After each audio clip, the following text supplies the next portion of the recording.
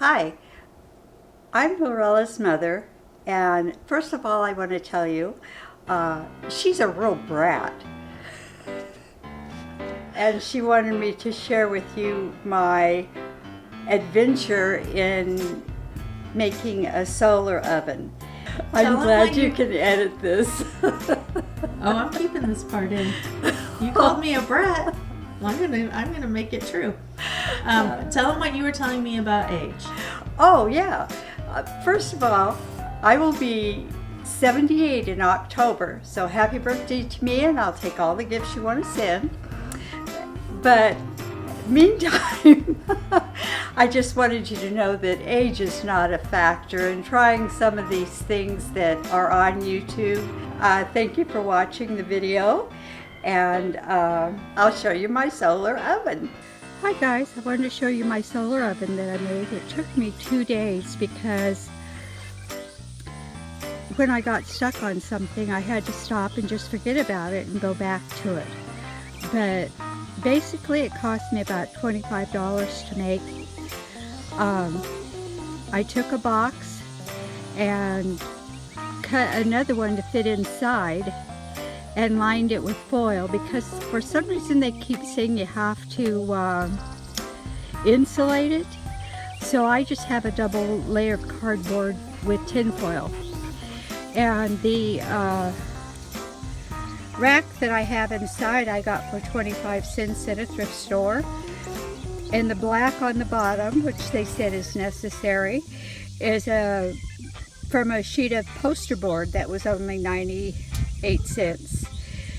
Now the back is a big box that I cut and lined with foil, and it's tipped forward and held with a rock in the back so the light shines on this plexiglass. This was the most expensive thing because instead of getting an 1/8 inch, I got the 1/4 inch, and the 1/4 inch is 6 cents per square inch, 18 by 20.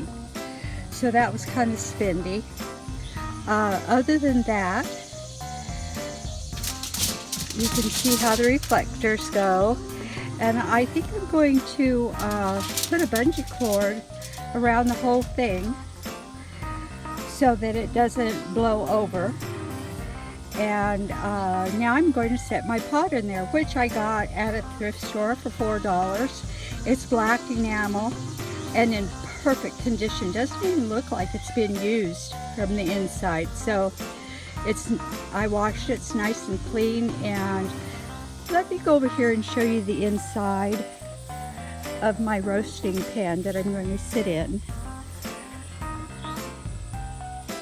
There I have a nice sized roast, potatoes, onions, carrots, and celery. Plus I seared the roast and seasoned it and the vegetables. So now what I have to do is put it inside with the heat thermometer and see if it gets hot enough to bake. They said it takes longer in a solar oven. Even on a cloudy day, you have to allow more time, of course. And it is overcast here. Some sun comes and goes.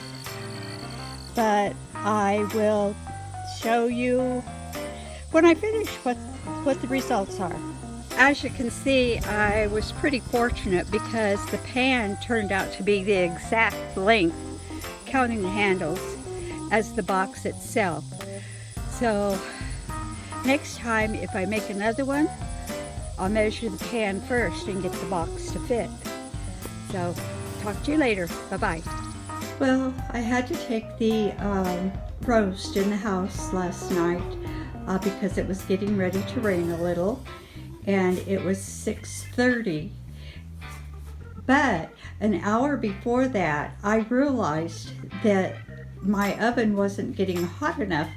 So I had mistakenly on this slanted portion here, this plexiglass, I had put the reflective light here, thinking it would shine down on this and get hot enough. But that was a mistake.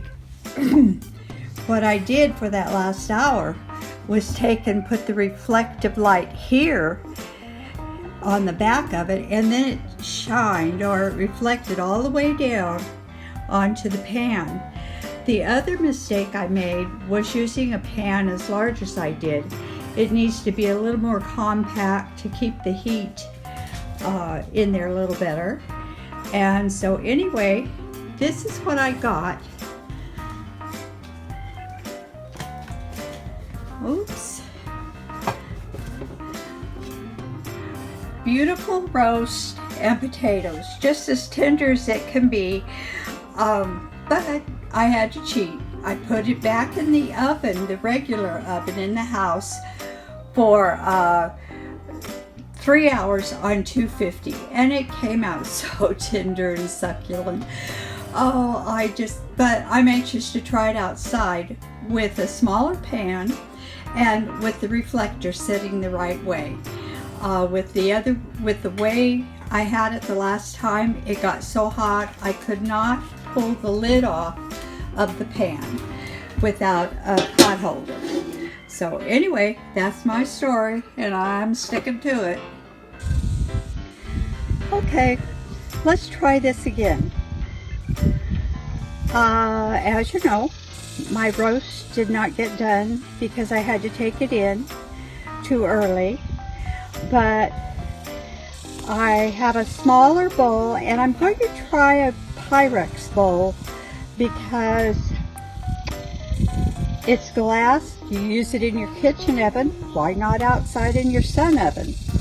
Okay, I made a meatloaf this time because out of all the meats, that's probably, unless they're smaller pieces, that's the thing that takes the least amount of time, and it's already 2:30 in the afternoon.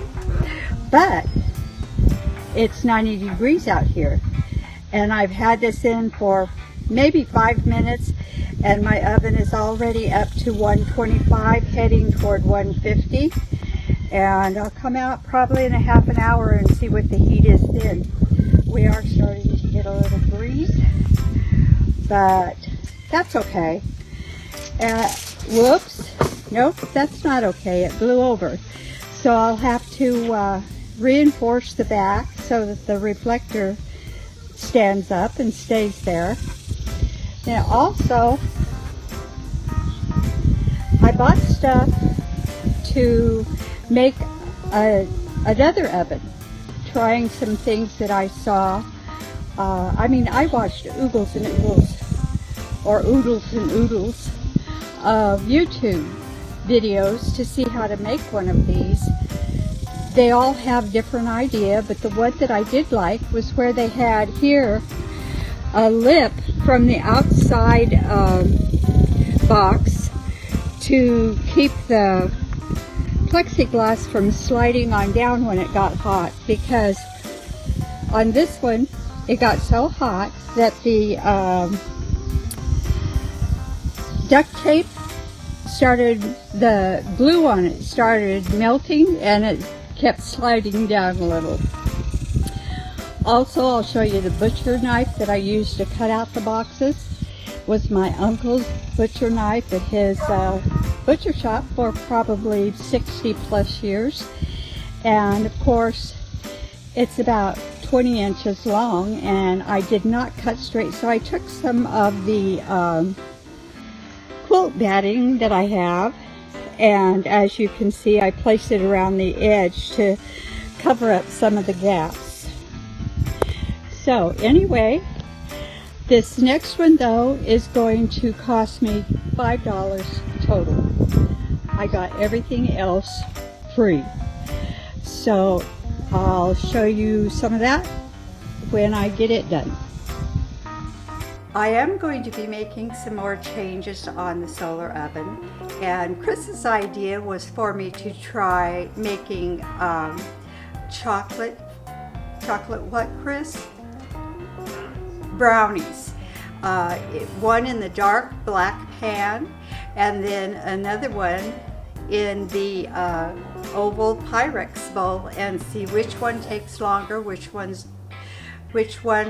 turns out delicious. As soon as I get some more information and get it put together better, then Lorella will be posting more. Thank you so much for watching. We'll see you next time. The Kitten Meows.